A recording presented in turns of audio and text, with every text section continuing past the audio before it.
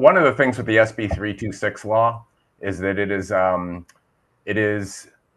what it is it's basically a law that requires condos to do inspections, which started on January 1st, 2025, and requires you to you have to it's to inspect for safety, health, and structural, basically elevated structures on condominiums and all condos in California. And I think this is going to end up spreading throughout the US because these condos, you can tell they're just not well taken care of. In fact, they're in terrible shape, and it's sad. But and I've looked at some of these reports, and they're just bad.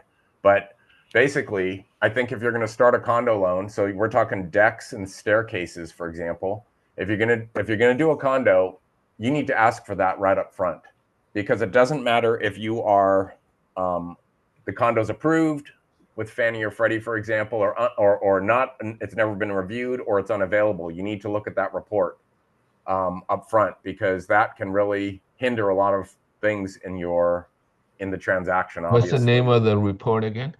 It's the SB 326 inspection. It's engineering report. Basically, HOA has to hire engineering company and I had one like this, and it's a bummer. Yeah. So just to let you know, our condo team is, in my opinion, the best in the business. The gal that runs that, she is absolutely phenomenal. And I've had them before where it comes back and it's like, oh no, she says, well, this one's unavailable, which means that Fannie and Freddie won't lend on it. And then, you ask, she said, she's really good. She'll go through, and this is why. Did they ever take care of this? And what's happening in the business is that majority of lenders, in fact, if not 99% of them, their teams that approve condos don't know anything about how to do a condo or get it approved. And what ends up happening, she told me, she says, what they're doing is they just compile all the information, the HOA cert, the inspection or whatever, and they just send it to Fannie and Freddie and say, can you do this? Well, Fannie and Freddie aren't in the business of telling them how to get it done. They're in the business of just saying yes or no, and they say no, and that makes it unavailable, even though it's repairable, even though something is fixable. And the two things that you run into is the SB 326 and the master hazard. Some of these condos are trying to keep their costs down by doing silly things with master hazard, and not, if the condo is in a flood zone, they don't have any flood insurance. Well, that's not going to be lendable.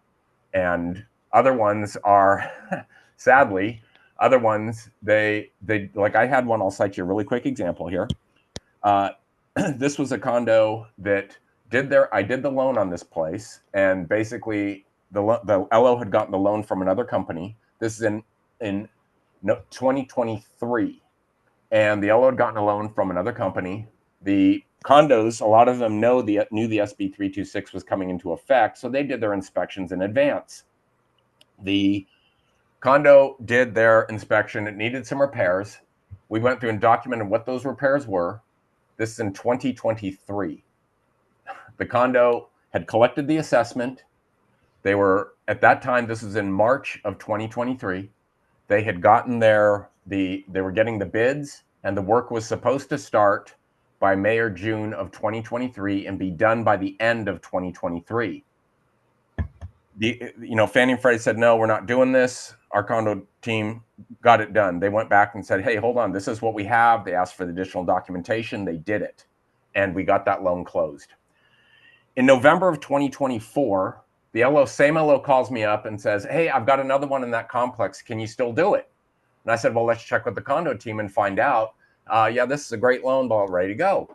So the condo team went back and looked at it, and Fannie and Freddie said, absolutely not. They have never started the work. They collected all the money, have not done one single repair. This condo is unlendable until the repairs are completed.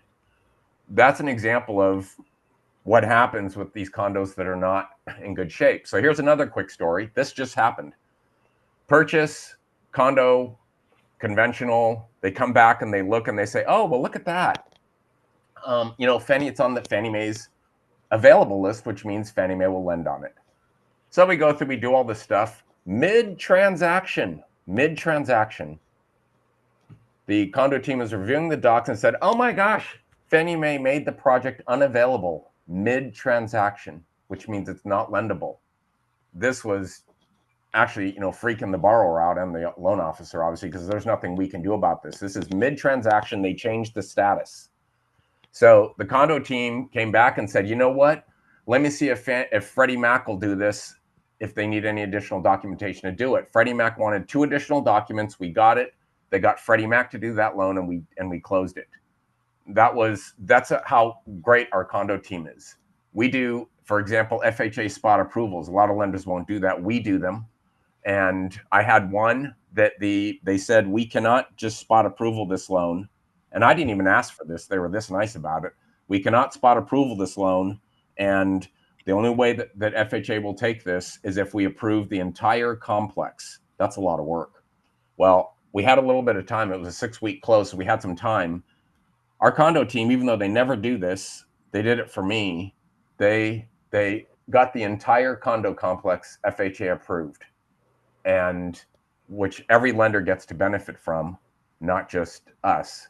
And they did the whole thing for me. I was shocked that they did that because they don't have to do that. It's not their How job. long it takes, Milo? It depends on how fast the HOA responds to any additional documentation needed. I've gotten them done in a week. I've gotten them done in 3 weeks. I've never had an FHA spot approval not get done because the team knows exactly what they have to ask for and exactly what they have to present to FHA. And I've never not gotten one done.